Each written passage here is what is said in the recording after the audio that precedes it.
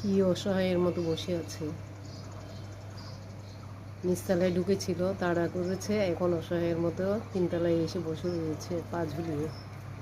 আহারে, মানুষের পুরো মানুষের আকৃতি।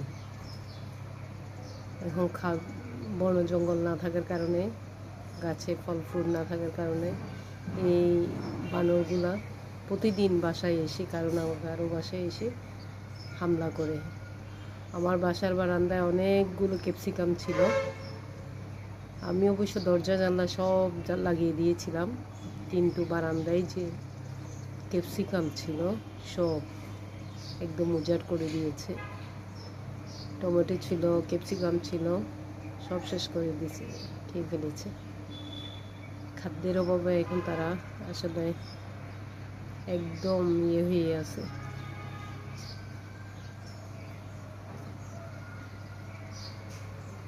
আমাদের কারণে আসলে এই পশু পাখিগুলোর কষ্ট হয়, কারণ তারা খাবার পাচ্ছে না বন জঙ্গলে। ওই যে দেখুন চিড়ে আসছে, এখন আমার বাসার দিকে আসবে হয়তো।